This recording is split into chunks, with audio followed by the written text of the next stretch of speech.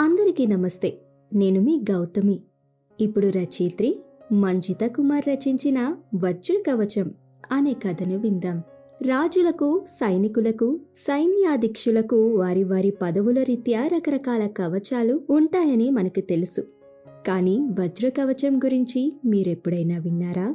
ఒక మహారాజు వద్ద అలాంటి కవచమే ఉంది. మరి శత్రువులను క్షణంలో మట్టు పెట్టడమే కాదు, అది ధరించిన వారి వద్దకు మరణాన్ని రానివ్వని అద్భుత కవచమది. ఇప్పుడు అటువంటి వజ్ర కవచం కథ విందామా? అయితే మనం కథ వినటం ప్రారంభించే ముందు సౌకర్యవంతమైన స్థితిలోకి వెళ్దాం. మీకు ఇష్టమైన రీతిలో పడుకొని అన్ని లైట్లను ఆఫ్ చేసి మీ కళ్ళు మూసుకోండి. నెమ్మదిగా గాలి పీలుస్తూ పూర్తిగా లోతైన శ్వాస తీసుకుని వదలండి. ఈ ప్రపంచాన్ని, ఇవాల్టి జ్ఞాపకాలను మెల్లగా పక్కకు నెట్టి క్రమంగా నిద్రలోకి జారుకునే సమయం ఇది. మరోసారి నెమ్మదిగా గాలి పీలుస్తూ లోతైన శ్వాస తీసుకొని మీ శరీరంలోని ఒత్తిడిని బయటికి వదిలేయండి. ఇప్పుడు మీరు చేయాల్సిందల్లా విశ్రాంతి తీసుకోవటం, సేద తీరటం, మునుపటి స్థితికి రావటం. మీరు ఇప్పుడు మంచం మీద ఉన్నారు. రోజువారీ అలసట నుంచి మీ శరీరం విశ్రాంతి తీసుకున్నట్లుగా మీకు అనిపిస్తుంది. కాళ్ళ నుంచి మొదలుపెట్టి మీ అవయవాల్లోని ఒత్తిడిని ఒక్కొక్కటిగా బయటికి పంపించేయండి. మీకోసం అవన్నీ రోజంతా చాలా కష్టపడ్డాయి కాబట్టి వాటికి విశ్రాంతి తీసుకునే అర్హత ఉంది. ముందుగా మీ పాదాల్లో మొదలైన విశ్రాంతి అనుభూతి క్రమంగా మీ మోకాల క్రింది భాగానికి చేరుకుంది. అక్కడ నుంచి మోకాళ్ళలోకి ప్రవేశిస్తుంది. ఇప్పుడు మీ కాలి ఎగువ భాగాన్ని విశ్రాంతి తీసుకొనివ్వండి. ఈ విశ్రాంతి అనుభూతి క్రమంగా మీ పొత్తి కడుపు నుంచి వెన్నుముక్క మీదగా ఎగువ వీపు వరకు వచ్చి తరువాత ఛాతీలోకి ప్రవహిస్తున్నట్లుగా గుర్తించండి. అక్కడి నుంచి మీ భుజాల్లోకి, తరువాత చేతుల్లోకి, చివరిగా వేలు కొనల వరకు వెళ్తున్నట్లుగా అనుభూతి చెందండి. ఆపై మీ మెడ, తల, ముఖం వరకు ఆ అనుభూతి ప్రవహిస్తుంది. ఇప్పుడు మీ శరీరం మొత్తం ప్రశాంతంగా, రిలాక్స్డ్గా నిద్రకు సిద్ధంగా ఉంది. త్వరలో మీరు చక్కని నిద్రలోకి జారుకుంటారు. డ్రీమ్ ల్యాండ్లో ప్రశాంతంగా ప్రయాణిస్తారు. ఈ ప్రయాణం ఉదయం వరకు కొనసాగుతూ ఉంటుంది. కాబట్టి మీరు కథను వింటున్నప్పుడు మీ శ్వాసను కూడా అనుసరించండి. అద్భుతమైన నిద్రానుభవం కోసం మీ శరీరం మొత్తానికి విశ్రాంతినిస్తూ స్థిరంగా ఉండండి. ఇప్పుడు కథలోకి వెళ్ళిపోదామా? అనగనగా దేవనాగపురం అని మహాసామ్రాజ్యం ఉండేది. ఆ రాజ్యానికి మహారాజు ఉగ్ర ప్రబలుడు, మహారాణి వరాహీదేవి.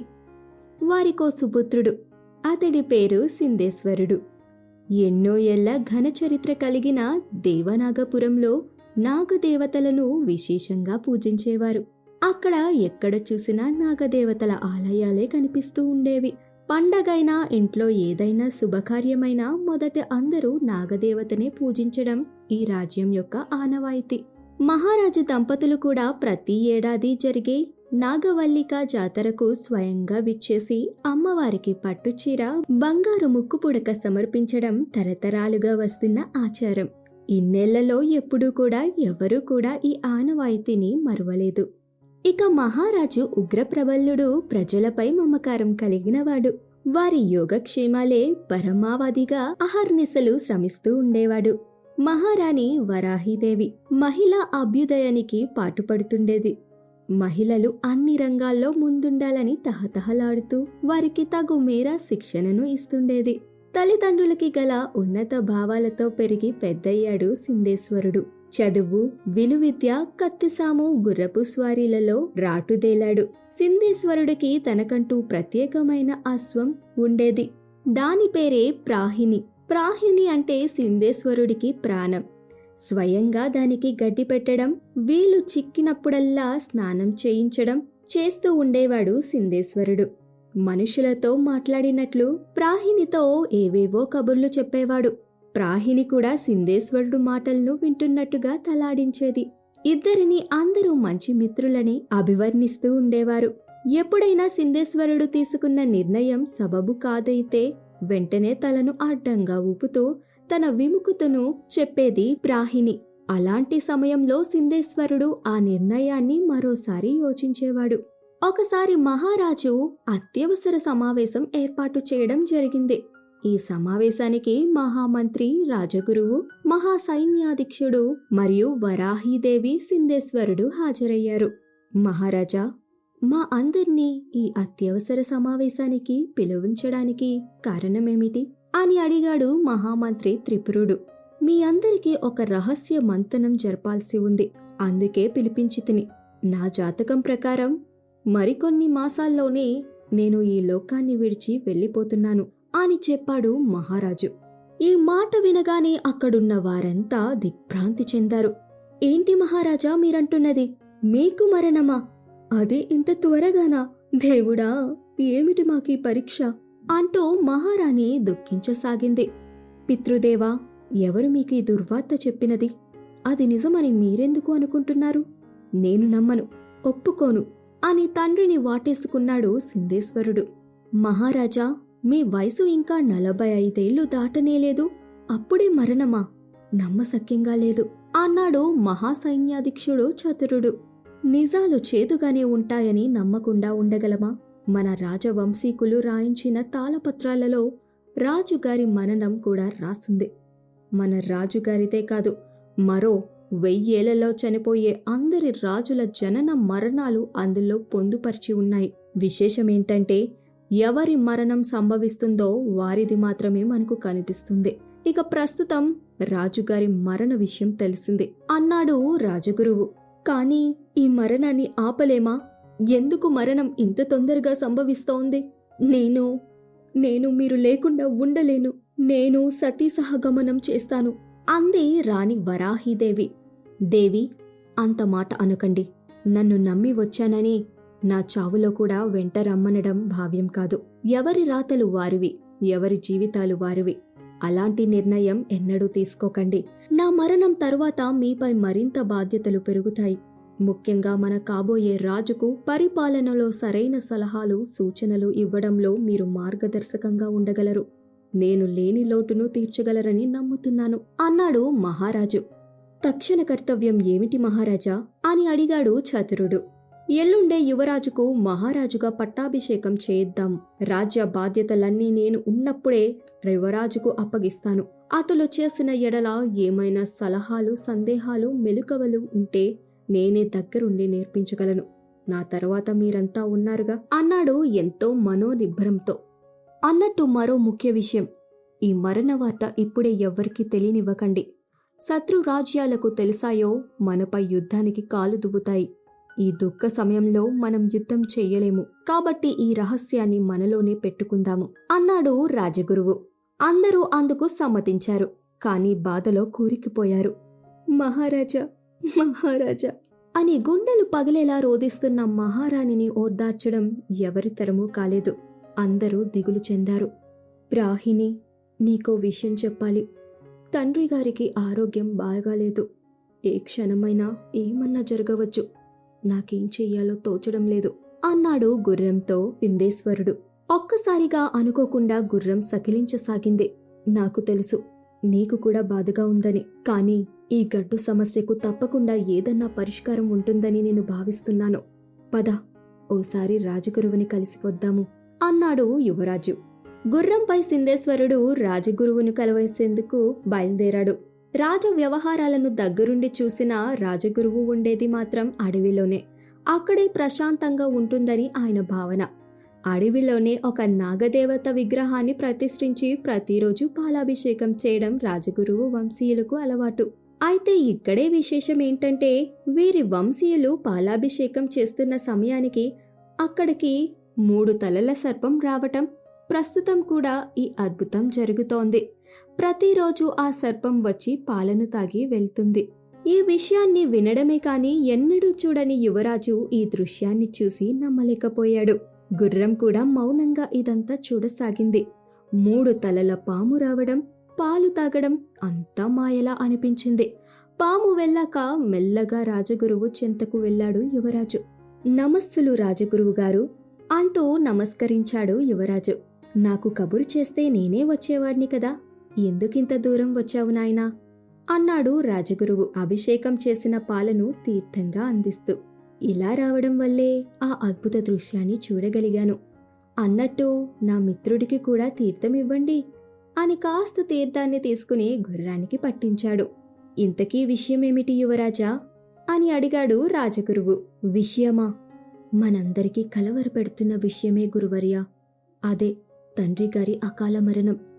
ఈ మరణాన్ని ఆపడానికి ఏదైనా చేయగలమా?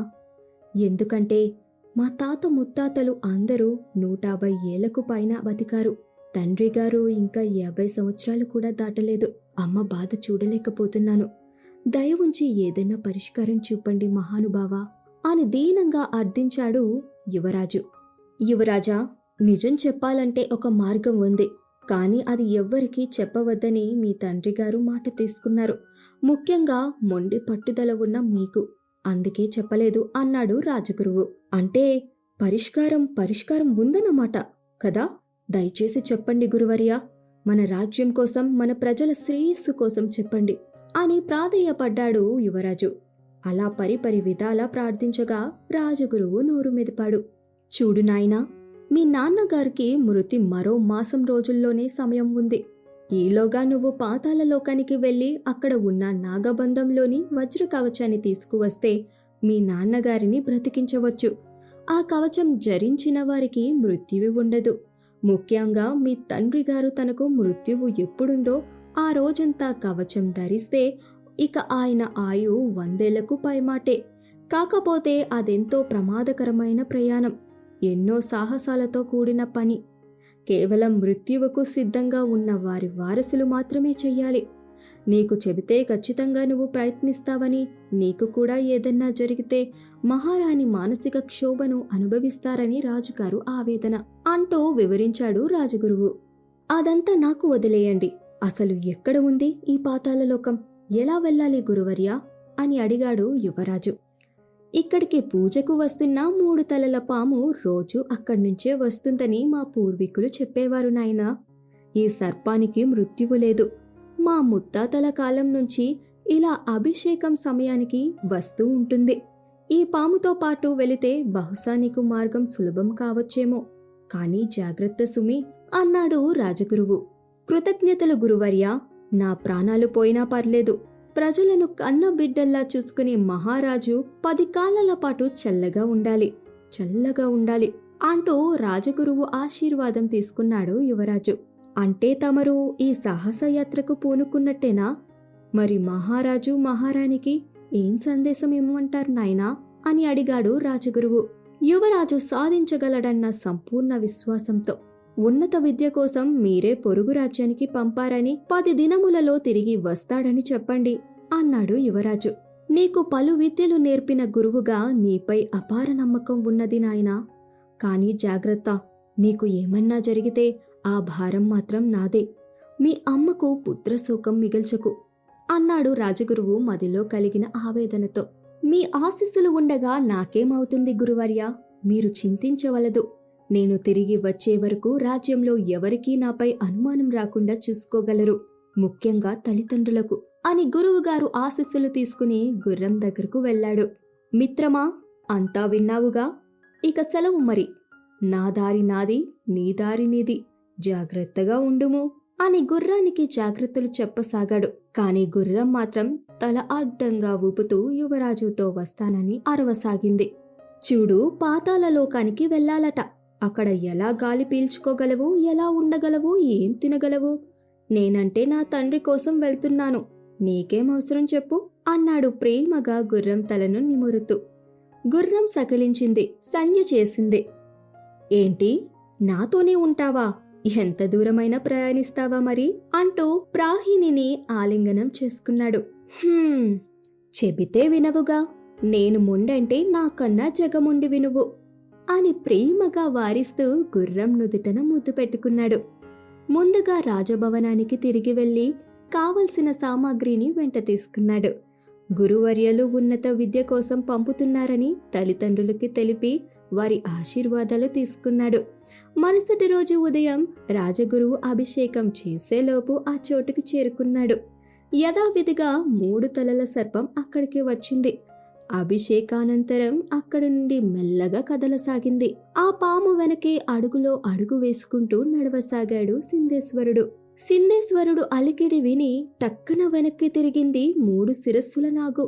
సింధేశ్వరుడు తన వెనకే రావడం గమనించింది. ఓరి బాలక, ఎక్కడికిరా నీ ప్రయాణం అని మానవ భాషలో ప్రశ్నించింది 3 తలల నాగు. అమ్మా, నువ్వే మా ఎలువెలుపువి, మా రాజ్య దైవానివి. మా తండ్రి గారు ఈ రాజ్య మహారాజుకు ఆపద వచ్చింది, అది నువ్వే గట్టెక్కించాలి తల్లి. దయచేసి నాకు పాతాళ నాగలోకానికి తోడుకుని వెళ్ళుము అని మోకాలపై కూర్చుని ప్రార్థించసాగాడు సింధేశ్వరుడు. ఏంటి, పాతాళ లోకానికా? అక్కడికి అందరికీ ప్రవేశము లేదు బాలక అంది బుసలు కొడుతూ. నిన్నే నమ్మి వచ్చాను తల్లి, అంత మాట అనకండి అన్నాడు సింధేశ్వరుడు. అటులైనచో సరే, అయినా నువ్వు పాతాళలోకంలో అడుగు పెట్టాలంటే 3 పరీక్షలను గెట్టింకించాలి. నువ్వు సిద్ధమేనా అని అడిగింది 3 శిరస్సుల సర్పం.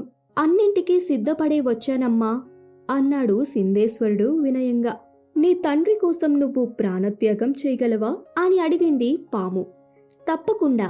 రాజ్య శ్రేయస్సు కోసం, ప్రజల మంచి కోరి తప్పకుండా ఆత్మార్పణం చేసుకోగలను. ఈ క్షణమే చేసుకోమంటావా తల్లి? చెప్పు అన్నాడు మరో ఆలోచన లేకుండా. మంచిది, నీతో వస్తున్న అశ్వాన్ని పాముకు బలివ్వగలవా అని అడిగింది పాము. ఇది చూసేందుకు అశ్వమే కాని నా ప్రాణ స్నేహితుడు. నా అవసరం కోసం నమ్మి వచ్చిన స్నేహితుడిని బలి ఇవ్వలేను. కావాలంటే బదులుగా నా ప్రాణాన్ని తీసుకో అంటూ కాటేసేందుకు వీలుగా చేతిని చాపాడు. భలా బాలిక భలా, 2 పరీక్షలు నెగ్గావు, ఇక అగ్నిలో దూకు అంది సర్పం. వెంటనే సింధేశ్వరుడు దూకేందుకు సిద్ధమైపోయాడు. ఎందుకు ఏమిటి అడగకుండానే దూకడానికి సిద్ధమవుతున్నావు? నీకేమైనా జరిగితే ఎలా అన్న ఆలోచన లేదా అంది సర్పం. నాకేమైనా పర్వాలేదమ్మా, కానీ ఈ రాజ్యానికి మహారాజు కావాలి. తండ్రి లేని రాజ్యంగా ఈ రాజ్యం మిగిలిపోకూడదు అన్నాడు సింధేశ్వరుడు. నా 3 పరీక్షల్లో నెగ్గావురా బాలక, ఇక నాతో పాటు తీసుకువెళ్లేందుకు నాకే అభ్యంతరమూ లేదు. కాకపోతే పాతాళలోకంలో నాగబంధమున్న ద్వారం ఉంటుంది, అది నీ బుద్ధిబలంతోనే తీయగలవురా బాలక, జాగ్రత్త అని చెప్పింది 3 తలల పాము. ఆ తర్వాత రెప్పపాటు కాలంలో ప్రాహినితో పాటు సింధేశ్వరుడు పాతాళలోకం చేరుకున్నాడు. ఏ పరికరం లేకుండానే వారు గాలిని పీల్చుకోగలుగుతున్నారు. ఇదే మాయా పాతాళలోకం. మీకు ఇక్కడ గాలి పీల్చే అవకాశం ఇస్తున్నాను. ఇక్కడ నుండి కాస్త ముందుకు వెళ్తే ఒక సర్పం శిరస్సు ఉన్న ద్వారం కనిపిస్తుంది. దాని లోపలికి వెళ్తే అన్ని పాములే ఉంటాయి. అదే నాగలోకం. ఆ నాగలోకంలోనే నువ్వు వెతికే వజ్ర కవచం ఉంటుంది. నీకు ఆ నాగమ్మే రక్ష అని చెప్పి అంతర్ధానమైపోయింది 3 తలల పాము. ప్రాహిని, నువ్విక్కడే ఉంటే క్షేమమని నా ఉద్దేశం. తిరిగి ప్రయాణంలో నేను నిన్ను తీసుకువెళ్తాను అన్నాడు సింధేశ్వరుడు. అందుకు అశ్వం అంగీకరించకపోయినా ఎలాగలా ఒప్పించి ముందుకు కదిలాడు సింధేశ్వరుడు. నాగలోక ద్వారం కనిపించింది. నాగుల బుస్సలు శబ్దం బయట వరకు వినిపించసాగాయి. గుండె వేగం పెరిగింది. కాని కళ్ళల్లో తండ్రి మోము మెదిలింది. ఇక వెనకడుగు వేయలేదు. లోపలికి ప్రవేశించబోయాడు. కాని నాగలోకం ద్వారం గుండా అగ్ని రాసాగింది. ఓ నాగదేవత, మా నమ్మకమా?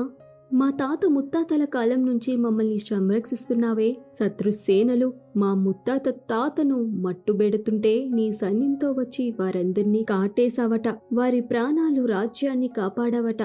ఇప్పుడు మరోసారి రాజ్యాన్ని, మా తండ్రి గారిని కాపాడే బాధ్యత నీదేనమ్మా. నాన్నకు అంతిమ గడియలు వచ్చాయి. నీ శరణుజొచ్చి వచ్చాను. దయవుంచి నాకు దారి వీడు తల్లి అని భక్తితో ప్రణమిల్లాడు సింధేశ్వరుడు.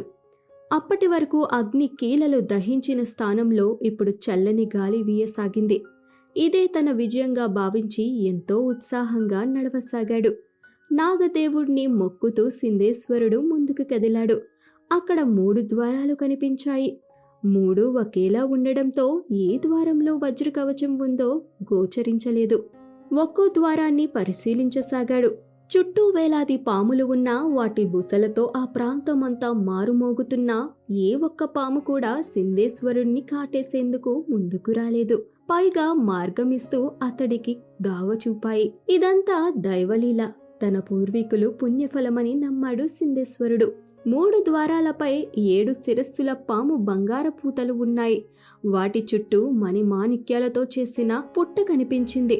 ఆ పుట్టకు పూజ చేస్తున్నట్లు ఒకవైపు పుట్టమణితో చేసిన మహిళ, మరోవైపు ఇత్తడితో చేసిన పురుషుడు ఉన్నాడు. ఇంత నీటిలో ఉన్న మట్టి కరగకపోవడం ఆశ్చర్యంగా అనిపించింది యువరాజుకు.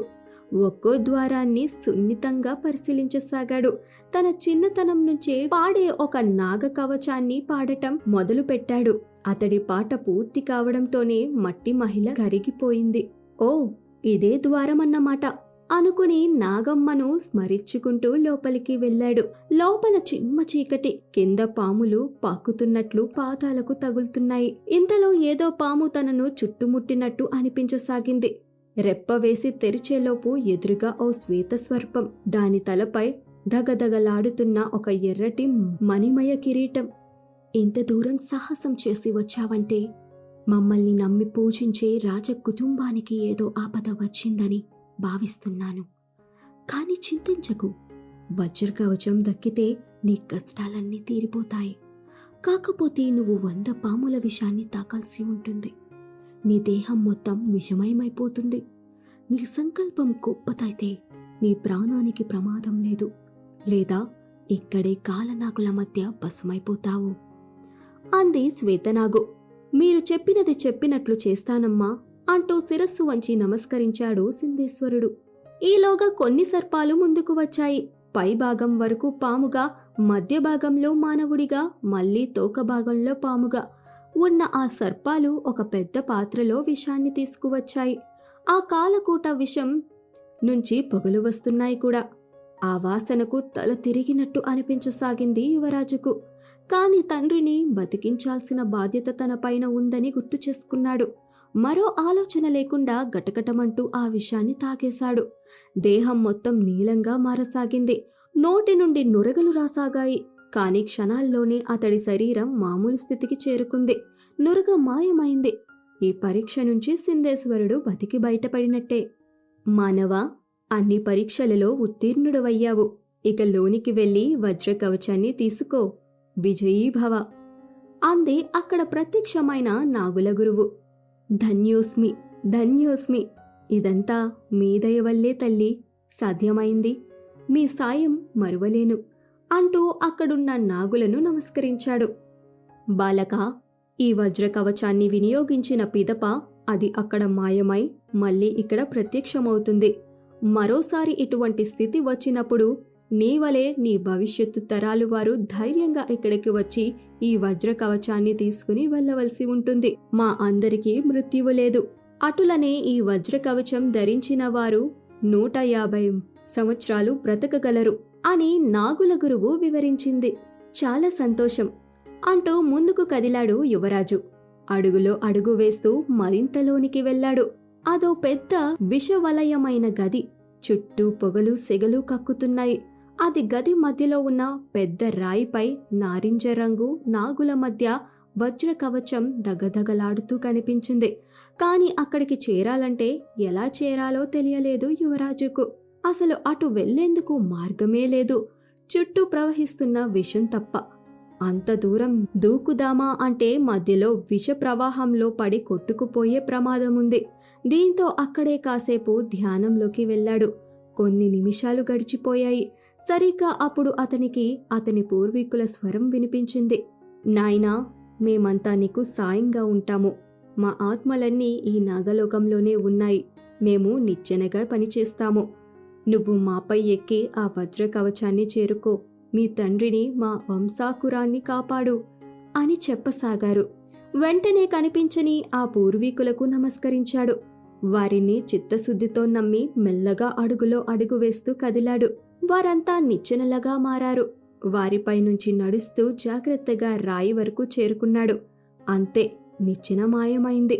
నారింజ రంగు నాగులు బుసలు కొడుతూ యువరాజును కాటేసిందుకు చూశాయి.